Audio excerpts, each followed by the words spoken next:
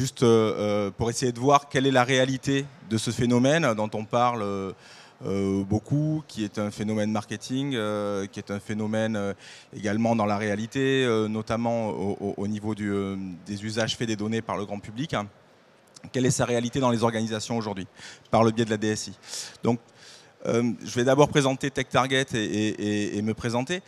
TechTarget, c'est un groupe de presse américain. Moi, je dirige l'activité en France, mais en fait, en France, TechTarget, c'est le MagIT. Bon, là, c'est notre positionnement en Europe. Il y a une trentaine de journalistes. On est présent essentiellement dans 3 pays en Europe, en France, au Royaume-Uni et en Allemagne. Bon, il y a pas mal de nouvelles adhésions, on fait du recrutement. C'est vraiment un journal assez classique qui est purement en ligne. Ce sont des journaux plutôt exactement assez classiques qui sont purement en ligne. Donc là, il y a quelques métriques sur les membres.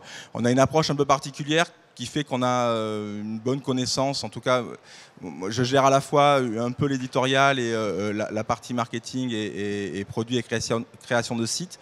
On a un prisme particulier sur le big data, c'est que nous-mêmes, dans la presse est un des secteurs les plus impactés par ce phénomène-là parce qu'on a à gérer un nombre considérable de données, notamment de données comportementales sur l'activité qui se passe sur nos sites.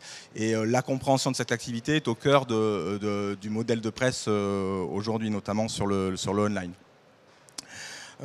Ça, ce sont toutes les briques technologiques qui sont couvertes par TechTarget en Europe et en France. On essaye de le décliner avec une équipe de 5 journalistes. Voilà les métriques pour la France. 11 000 nouveaux membres chaque année. On a 215 000 membres sur le réseau TechTarget France. Alors en France, TechTarget, c'est une marque, c'est le MagIT. C'est un site qui a été créé en 2008. Je suis cofondateur du MagIT avec une équipe de journalistes. Et on a travaillé avec TechTarget et on a intégré le groupe il y a 3 ans maintenant. Donc voilà, il y a à peu près 6 journalistes à temps complet sur le site. Après, bon, pour ceux qui connaissent le modèle presse, quelques pigistes. Plus de 2000 articles rédigés chaque année. Une quinzaine de personnes en tout engagées sur TechTarget pour la France. Et on a des métriques d'audience qui sont... bon, j'y reviendrai parce qu'une partie de l'étude que je vais vous présenter repose là-dessus. Des métriques d'audience qui sont assez faibles au regard de ce qui se passe sur le web en général, mais qui sont extrêmement particulières parce qu'on cible uniquement les décideurs IT dans les entreprises, ce qui fait qu'ils ne passent pas leur temps normalement à surfer sur Internet. Donc les métriques sont très très ciblées, mais ne sont pas des quantités phénoménales comme on peut voir par ailleurs. Sur le big data lui-même, alors le big data, c'est une partie simplement de la manière dont on couvre ce que nous on appelle le data management. Pour nous, historiquement, le big data, c'est le débouché d'un phénomène qui est déjà bien plus ancien et qui est totalement lié à l'informatique, qui est la gestion de données. Le big data, après, on verra une définition plus précise, mais c'est juste une montée en volume et une montée aussi en capacité d'exploitation et d'analyse d'un phénomène qui est ancien, qui est l'exploitation et le traitement des données. Donc en France, on a 50 000 membres qui suivent plus spécifiquement cette rubrique-là. Bon, la plupart sont des gens qui participent aux décisions d'investissement. Les budgets sont assez conséquents. Les organisations aussi. On n'est pas représentatif de la moyenne des entreprises en France. C'est-à-dire que les DSI sont quand même beaucoup plus développés dans les grands groupes. Du coup, on a une prééminence des grands groupes dans notre lectorat. Les activités, 34 000, ce qu'on appelle une activité, c'est des gens qui soit lisent plus d'une minute un article, soit téléchargent un document en lien avec le data management sur notre site. Donc par trimestre, c'est 34 000 activités, 220 000 pages vues par trimestre sur cette thématique-là également, sous la marque le MagIT, donc sous le site principal qui se présente un peu comme un portail d'information technologique.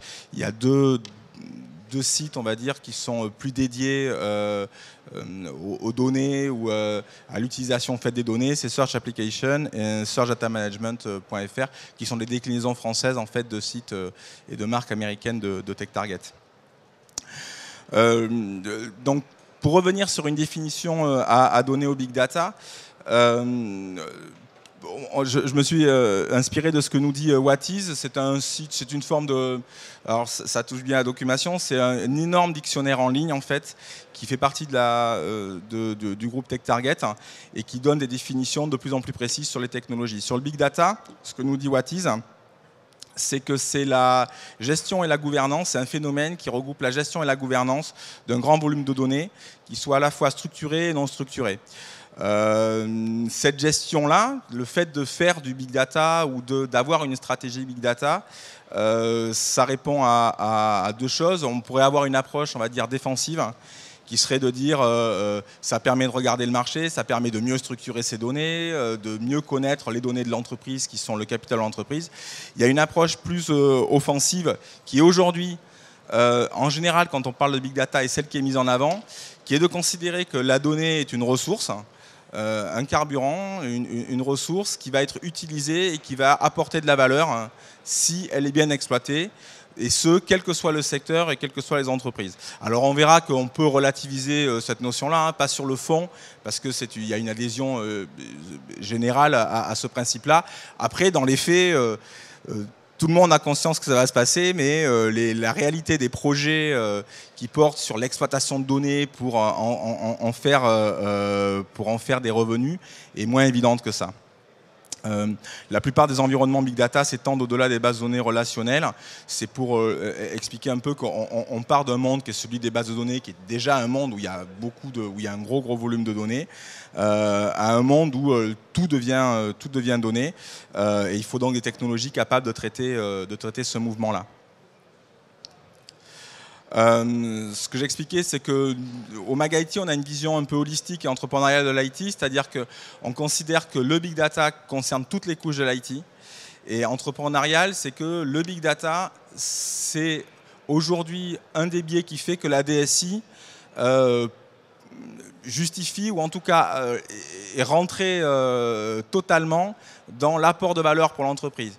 Jusqu'à présent, il y avait plutôt une logique de l'informatique, historiquement, plutôt liée à la gestion des coûts, voire même l'informatique à gérer les coûts au-delà des espérances pour les entrepreneurs en détruisant pas mal d'emplois ou en remplaçant des emplois. Aujourd'hui, on est dans une logique avec le Big Data où l'informatique devient une ressource pour créer de la valeur pour l'entreprise. Commercialiser les données, mieux exploiter les données pour lancer des nouveaux produits. Si je prends le secteur pharmaceutique, accélérer l'utilisation de l'information pour réduire le temps de sortie des molécules. Si je prends le e-commerce, c'est avoir une meilleure connaissance, ou le commerce tout court, avoir une meilleure connaissance du parcours de l'acheteur pour pouvoir lui soumettre des recommandations, pour pouvoir mieux comprendre et mieux adresser. Donc à tous les niveaux aujourd'hui, l'informatique devient un levier de croissance en fait pour les entreprises, pour le revenu des entreprises.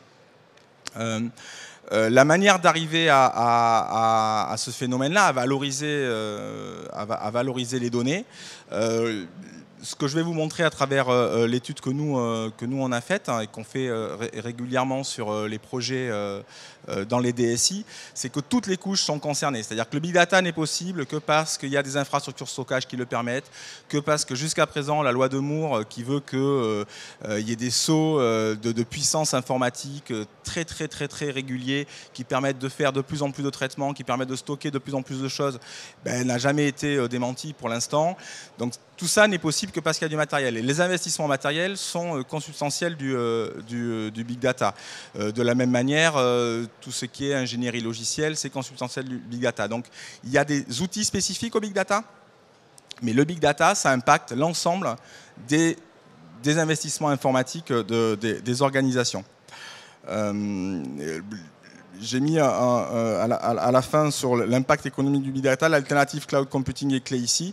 C'est le cloud computing, c'est aussi de la puissance informatique, c'est aussi un modèle de coût qui permet d'exploiter ces données au mieux pour l'entreprise, et c'est ce qu'on verra un peu plus tard. Donc les priorités d'investissement en 2016, juste un aparté. Comme vous avez vu, le MagIT, c'est un site d'information, on n'est pas un cabinet d'études. C'est-à-dire qu'aujourd'hui, les chiffres que je vais vous montrer sont le fruit d'une enquête que nous on mène, qui est une enquête récurrente, qui nous permet d'interroger nos lecteurs sur leurs projets d'investissement. On a d'autres outils, on a des outils d'analyse comportementale qui fait qu'on sait ce qu'ils consomment comme information sur nos sites, ce qui permet de nous aider à mieux produire éditorialement, ce genre de choses. C'est pas une enquête au sens de la rigueur que peut avoir un cabinet d'études qui va segmenter le secteur, qui va s'adresser à tous les secteurs, qui va prendre qui va apporter un regard qui sera normalement l'exact du parc d'entreprises qu'on a en France. Là, ce n'est pas le cas. Les grands comptes sont plutôt surreprésentés en général. C'est-à-dire 50% de notre audience, c'est des grands comptes. Il n'y a pas 50% de grands comptes dans les entreprises en France. Donc c'est vraiment une étude qui nous sert à piloter éditorialement, qui n'est pas du tout orientée réalité fournisseur, c'est-à-dire ce n'est pas les chiffres en volume ou en valeur fournis par les fournisseurs de technologie. C'est vraiment nos lecteurs qui nous donnent des indications régulièrement, tous les 6 mois, sur vers où ils comptent investir dans leurs projets informatiques. On en a 2 études. On a celle-ci, vraiment orientée priorité d'investissement. On en a une autre qui tourne régulièrement, qui est orientée média, sur la manière dont nos lecteurs consomment l'information à travers des événements ou à travers l'activité sur le web ou la presse papier, ce genre de choses. Tout d'abord, là, une approche européenne. Cette étude, on la mène au niveau européen et après, il y aura un focus France sur les différents segments technologiques. La première chose, c'est qu'il y a une croissance continue des investissements informatiques en Europe. On a à peu près 75% des organisations qui, pour les 18 mois à venir, considèrent qu'elles vont investir soit la même chose, soit plus en informatique. C'est plutôt mieux qu'il y a un an, où on était plus sur des budgets stagnants.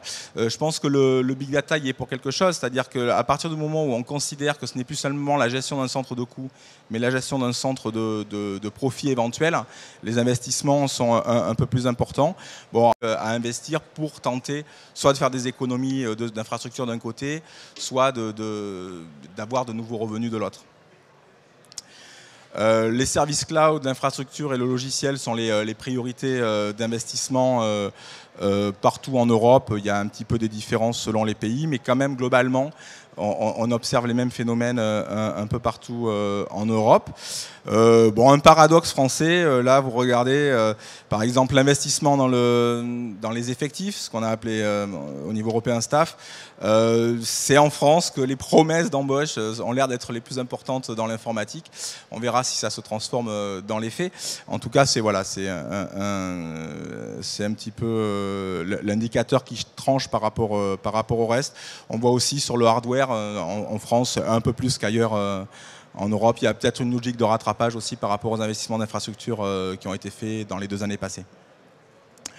Une volonté de rationaliser les coûts d'infrastructure. Ici, on voit les tendances qui vont baisser, c'est-à-dire là où les directeurs informatiques ou les ITDM disent qu'ils vont baisser les investissements. On voit des investissements qui baissent dans le hardware alors que les infrastructures vont augmenter. C'est lié au coût aussi de la puissance informatique le coût relatif de l'informatique baisse. Alors bien sûr, il y a des investissements qui sont plus importants chaque année, mais le coût relatif baisse. IDC dit par exemple qu'avec le big data, on va avoir une croissance x 25, je crois, le stockage de données en Europe, ça va être multiplié par 25 dans les 3 prochaines années. Pour un coût d'infrastructure qui sera, l'investissement, on a vu, va croître en moyenne peut-être de 5%. Donc il y a vraiment plus d'argent qui est dépensé, mais normalement, la puissance informatique des organisations augmente considérablement également. La mobilité, les infrastructures, l'analytics, la conformité et l'IoT, ce sont les 5 priorités. Moi, je les ai reliées au big data parce que pour moi, ces 5 postes d'investissement sont totalement liés à l'explosion du volume de données, à la volonté d'exploiter ces données et aussi aux besoins qu'ont les entreprises de... je ne vais pas dire le mot structuré parce que comme on adresse aussi des données non structurées, ce n'est pas franchement le bon mot, mais maîtriser Le flux des données, maîtriser au niveau du flux en quantité, maîtriser ce qui se passe sur les données, maîtriser la qualité des données. Donc ce sont les grands enjeux. La mobilité, c'est un des gros pourvoyeurs de données déjà aujourd'hui et ce sera un des gros pourvoyeurs demain. Les infrastructures, il faut qu'elles suivent parce que ces données sont gérées sur des infrastructures. On oublie souvent que l'informatique, c'est quand même du matériel. C'est-à-dire si on débranche, ça ne marche plus. Donc c'est vraiment, il y a des machines qui tournent et ça constitue un poste toujours important à mettre à jour, à développer ou à consolider. L'analytics sont toutes les couches vraiment là pour le coup très proches du big data qui sont toutes les couches d'analyse. On verra qu'il y a deux façons en fait d'aborder le big data. Soit on prend les données pour les analyser, on sort des dashboards, il y a tout un tas d'outils qui permettent d'avoir une vision des données, soit on prend les données pour les utiliser très directement sans passer par un dashboard et en faire tout de suite quelque chose de marchand ou ce genre de choses. La conformité, c'est ce que je disais, c'est la qualité des données essentiellement. C'est le fait de valider que dans tous les processus de gestion, de création des données, ce qu'on va avoir à travers les outils est réellement ce qu'on souhaitait avoir et qu'on n'ait pas une image tronquée ou d'un parcours utilisateur ou d'une activité donnée ou d'une activité mobile par exemple. Et enfin, IoT, c'est l'Internet des objets. C'est le cloud computing et le big data, pour moi, constituent vraiment des sauts très importants dans l'informatique. Bon, le cloud computing, par le potentiel qu'il dégage, c'est purement de la puissance. Pour moi, il y a d'autres problématiques, mais du point de vue utilisateur, c'est purement de la possibilité de puissance qui est ouverte à un coût moindre par le phénomène de mutualisation. En gros, pour l'utilisateur, c'est ça le cloud computing. Le big data, c'est ce qu'on a vu, c'est la capacité à se dire tout le monde a une vie numérique importante, tout le monde est devenu producteur d'informations, tout ça constitue une mine, comment on l'exploite. L'Internet des objets, c'est les tâches d'après, c'est quand non seulement les gens vont avoir une vie numérique, mais les objets vont en avoir et vont produire des données. Là, dans les x25 de l'IDC dans les 3 ans, il y a beaucoup de données apportées par l'Internet des objets. Aujourd'hui, une voiture apporte énormément de données. La manière dont les voitures sont réparées, c'est à partir de données qui sont produites par les objets. Et ça va se décliner. Alors bien sûr, il y a la montre, mais aujourd'hui, les prises électriques pour les particuliers vont être pourvoyeuses de données. Il va y avoir des capteurs qui vont donner des informations qui vont être analysées, on va nous les rendre sous forme de services par rapport à ça. Donc le potentiel est très important. Et il est très important parce que ça va être des énormes producteurs de données. Donc ce sont vraiment les 5 phases qu'on voit aujourd'hui où les DSI qui nous ont répondu ont dit on va investir là-dedans dans les 18 mois. Et les 5 sont en lien avec le big data. Top 5 en France, donc là c'était au niveau européen, c'est ce que je viens de dire en fait, c'est mobilité, le big data analytics lui-même, la consolidation des data centers, la mise en conformité, l'Internet des objets. Sur la mobilité, les investissements vont se porter sur la flotte mobile. En France, là-dessus, il y a un petit retard par rapport aux autres pays européens sur ce que j'ai pu voir. Il y a encore de la gestion de flotte à faire et gérer les données dans ce contexte-là. Donc il faut déployer de quoi mieux administrer les données qui sont envoyées, mieux administrer les flottes mobiles.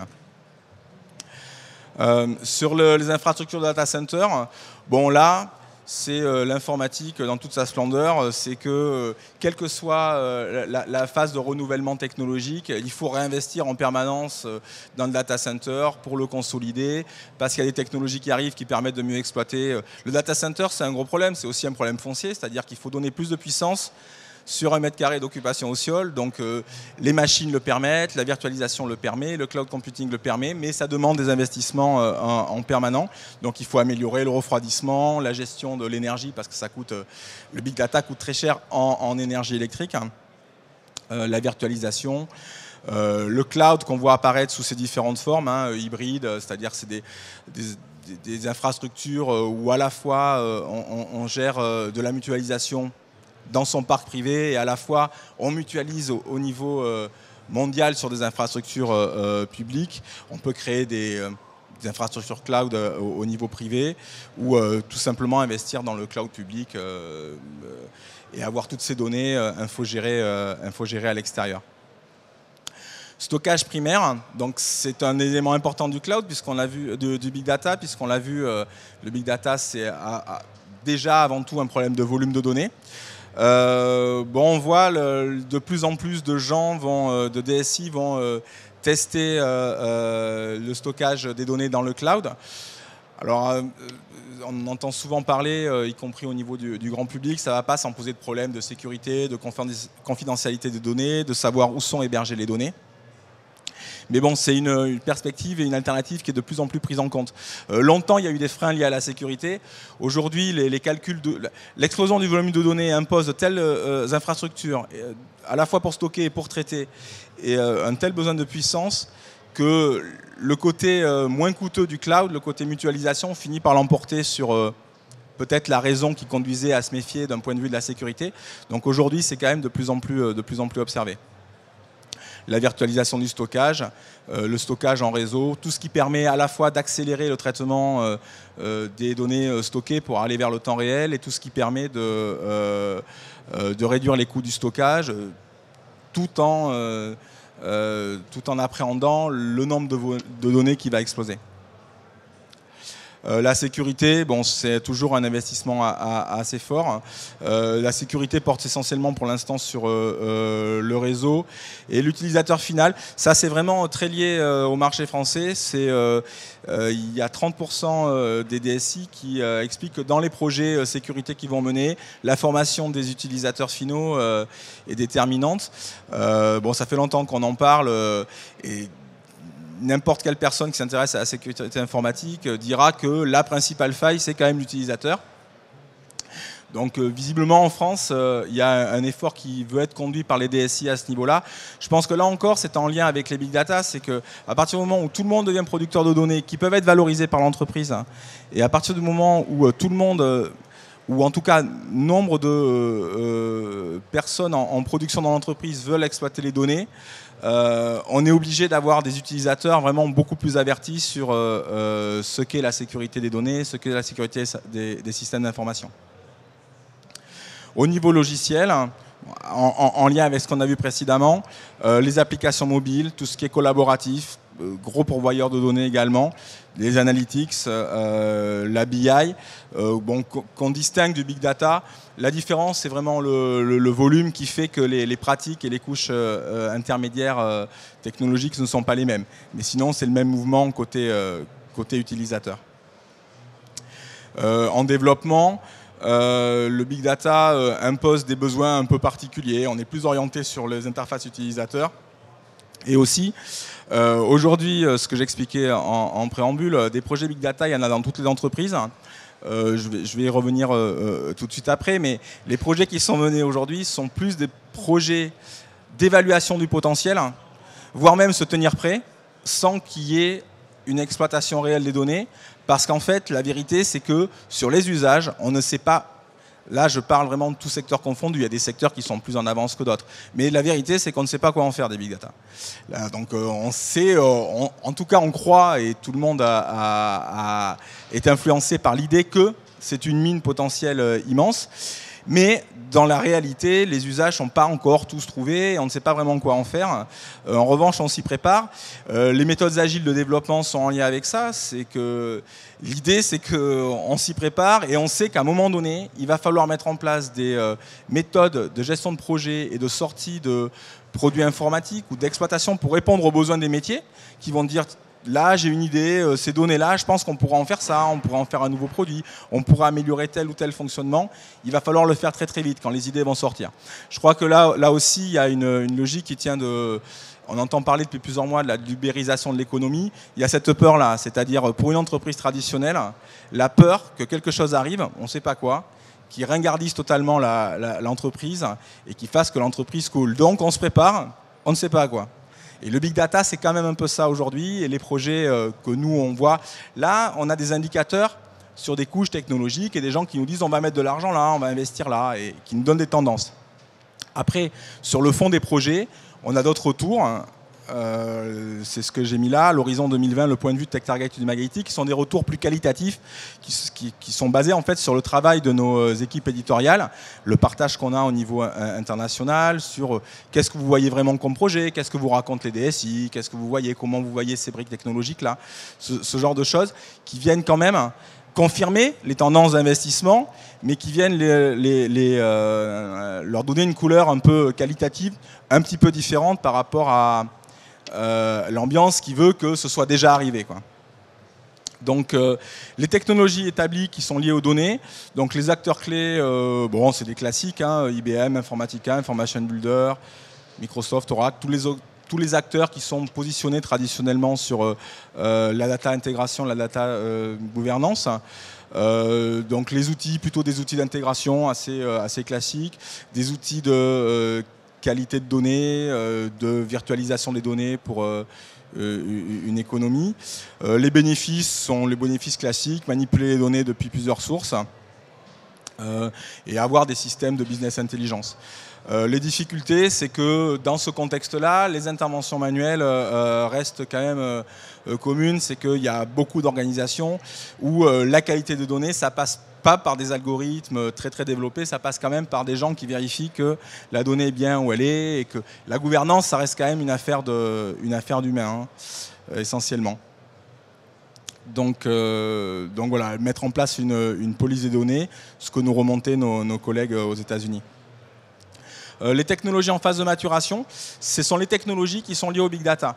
Les moteurs de traitement, donc Hadoop, Spark, NoSQL, les fonctionnalités qu'on en attend, c'est collecter et organiser les vastes volumes, donc répondre à cette problématique du big data. Les bénéfices, c'est la vitesse. On cherche même à atteindre du temps réel en général. Le coût d'exploitation réduit. Souvent, ce sont des développements qui sont basés sur de l'open source, qui reposent aussi sur le cloud. Donc finalement, le coût est réduit sur cette plateforme intermédiaire de big data. Constitution de POC de data lake, c'est ce que j'ai expliqué. C'est qu'aujourd'hui, la plupart des projets que nous on voit, certes les gens investissent sur ces couches intermédiaires qui sont vraiment importantes et, dans le big data, mais ils investissent dans la gestion de data lake. Ils mettent en place des énormes entrepôts de données, gérés avec des outils spécifiques, qui sont des outils qui adressent le volume et le temps réel. Et ils testent le fait qu'ils sont capables, si on leur demande, de les traiter et d'en faire éventuellement quelque chose. C'est l'essentiel des projets qu'on voit aujourd'hui. Après, il va y avoir, il y a tout un tas d'exemples de projets spécifiques qui sortent, qui reposent sur les big data. Nous, par exemple, au Magaïti ou chez TechTarget, la manière dont on crée des produits pour les annonceurs repose sur l'exploitation du big data. Mais on n'est pas représentatif. La presse gère des données depuis très longtemps et on fait commerce depuis très très longtemps. Il va y avoir le e-commerce, oui, il y a des moteurs de recommandation qui reposent sur l'analyse comportementale de ce qui se passe sur les sites, d'arriver à relier un membre avec les logs qu'ils génèrent. Et donc tout ça crée de l'information et tout ça on l'exploite. Maintenant, c'est pas généralisé, c'est quelques secteurs dont on nous montre toujours les exemples. La voiture qui est connectée, oui, il y a des grands constructeurs aujourd'hui de pneumatiques qui ont mis des puces dans les pneus, le pneu se remonte de l'information et votre ordinateur de bord vous remonte de l'information en disant il faut conduire un peu plus comme ci, un peu plus comme ça, si vous ne voulez pas user vos pneumatiques. Technologiquement, ça marche. Maintenant, les cas d'usage sont toujours mis en avant, mais ils correspondent à très très peu de gens en réalité. Donc aujourd'hui, les big data, c'est plutôt un potentiel qui est testé par les entreprises traditionnelles qui ont peur de se faire dépasser par on ne sait pas qui encore, mais qu'il arrive, et par des entreprises dont on va appeler start-up, qui, elles, ont déjà des idées, mais sont en train plutôt de les peaufiner et de voir si ça peut fonctionner par rapport à des économies réelles. Les acteurs clés dans cette plateforme-là en phase de maturation, AWS, donc c'est Amazon, mais pas le libraire, celui qui loue l'infrastructure de libraire, Cloudera, Databricks, IBM également, Mapper sur plutôt de l'analyse statistique, Microsoft. Les deux couches vraiment clés là-dedans, c'est Hadoop et Spark. Hadoop pour gérer les volumes, Spark pour plutôt du traitement qui vient par-dessus. Hein, mais c'est vraiment la couche qui va permettre d'exploiter ces volumes de données pour en donner une réalité en temps réel vers la data, vers la visualisation des données. Ce sont des couches intermédiaires, ce sont des usages pour la DSI qui vont rendre possible le reste. Les technologies émergentes liées au big data, je crois que tout au long de la journée, il y aura des interventions à ce niveau-là, parce que j'ai vu que l'Internet des objets était clé sur le salon cette année, le machine learning également. Donc c'est tous les schémas récurrents qui permettent de définir des algorithmes et des règles qui vont être appliqués aux jeux de données qu'on a géré avec le big data. C'est ce qui permet de faire de l'analytics, notamment en développant des algorithmes de plus en plus fins qui vont donner une vision de cet ensemble de données, de ces volumes de données, de plus en plus intelligentes. Les usages communs qui sont en train d'émerger, les moteurs de recommandation, bon, les plus classiques, ce sont sur les libraires en ligne. Vous achetez un livre, on va vous expliquer, on va vous recommander d'autres lectures associées à ce livre ou à ce produit culturel. Parce que vous avez déjà regardé ça, parce qu'on a analysé quels sont vos goûts, parce que d'autres qui ont acheté tel produit ont aussi acheté celui-là, donc on considère qu'il y a une corrélation. Ce genre de choses. Détection de fraude, bon ça c'est déjà à l'œuvre. Hein. Aujourd'hui par exemple, on parlait tout à l'heure de certains secteurs qui étaient en pointe, les banques sont en pointe dans l'analyse du big data. Dans la détection de fraude, aujourd'hui on est capable de relever des incidents par l'analyse des logs et du big data. On sait quelles sont les opérations qui sont faites et quand il y a une opération qui est incongrue, des moteurs remontent des informations aux banques qui sont alertées et qui permettent après humainement de juger s'il y a eu fraude ou pas, ou tentative de fraude ou pas. La maintenance prédictive également. Les facilitateurs, donc c'est tous les outils qui vont être développés qui permettent de mieux exploiter le volume de données. Donc les moteurs in-memory qui se développent de plus en plus, c'est des bases de données un peu particulières qui sont gérées en mémoire, donc qui permettent une accélération très très forte du rendu des données pour du temps réel notamment. Et ça permet aussi de gérer du non structuré. Bon, les acteurs IT clés à ce niveau-là, toujours Amazon, Dell avec Statistica, IBM avec Watson Analytics dont on parle beaucoup en ce moment, Microsoft avec ses plateformes Azure et SQL, SAS, SAP avec sa plateforme HANA. Voilà les acteurs qu'on voit émerger. Les technologies open source, ce que je disais, hein, c'est ce qui permet d'avoir quand même un modèle où les coûts sont réduits aujourd'hui, qui permet à tout le monde de se préparer, même si la rentabilité immédiate n'est pas là sur l'exploitation des big data. Et enfin, tout ce qui est data visualisation, c'est quand même clé, c'est que ces données exploitées, je dirais, informatiquement, c'est finalement, bon, tous les outils sont en place et peuvent être mis, mais à exploiter en réalité, il va falloir, pour arriver à transformer ces lacs de données, comme on dit, en réalité pour un utilisateur qui va en faire quelque chose, il y a beaucoup de progrès à faire sur la visualisation des données, sur la manière dont on peut les utiliser. Donc voilà en gros le paysage que nous on voit et qui nous est donné par nos lecteurs sur cette problématique du big data. Donc c'est une réalité dans les investissements, c'est une réalité ne serait-ce que parce que tout le monde en parle, que c'est le thème de nombreux salons, que si je regarde ce qui est devenu ou d'où vient Documation sur la gestion de la chaîne documentaire et aujourd'hui la manière dont cette chaîne documentaire est en train de bouger pour aller vers l'intelligence sur l'information, c'est-à-dire la meilleure compréhension pour l'exploitation de l'information, la valorisation de l'information, c'est une réalité. Après, derrière, il y a toujours... on est quand même dans... On parle d'informatique, c'est quand même une industrie de l'offre où en général les tendances viennent des gens qui produisent des technologies liées toujours pareil. Hein, il n'y a pas de mauvaise intention de ce côté-là. C'est lié vraiment à la loi de Moore. Le potentiel, jusqu'à présent, n'est jamais démenti. Régulièrement, le potentiel explose de l'exploitation informatique. Donc on est poussé à adhérer à ce mouvement qu'est le big data. Après, dans les usages, dans la réalité de ce qu'on va pouvoir en faire, on est vraiment qu'au tout début de l'histoire, au moins pour la valorisation. Voilà, si vous avez des questions.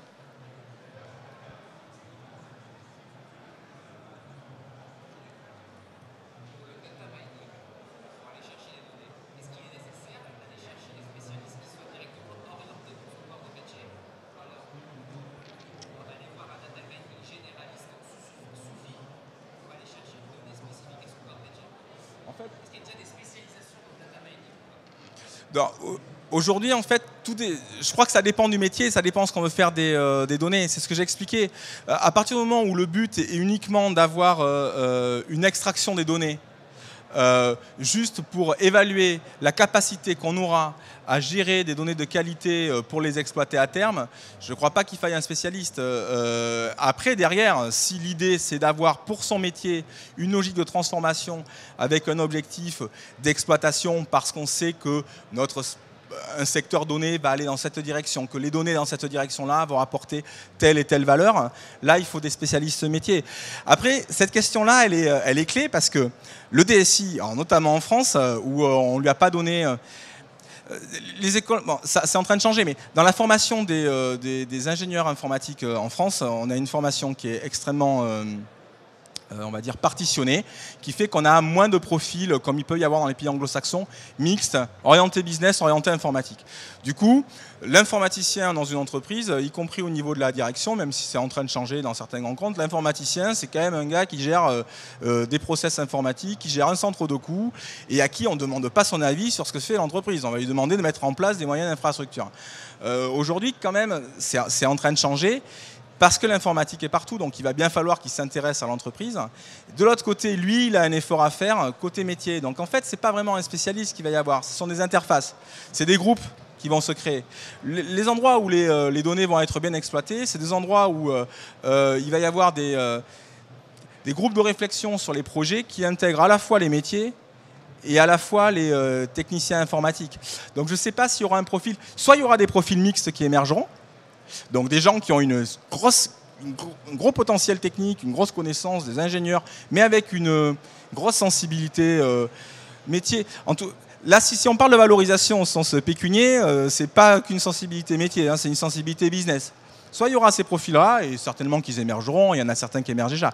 Mais en volume, soit ça reposera sur la capacité de l'organisation à mettre en place des groupes qui travaillent intelligemment ensemble.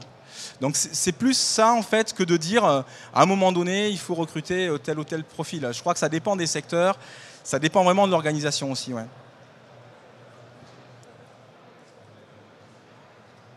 Si vous avez d'autres questions, je vous remercie en tout cas pour votre attention et d'être venu très tôt pour cette petite conférence. Merci.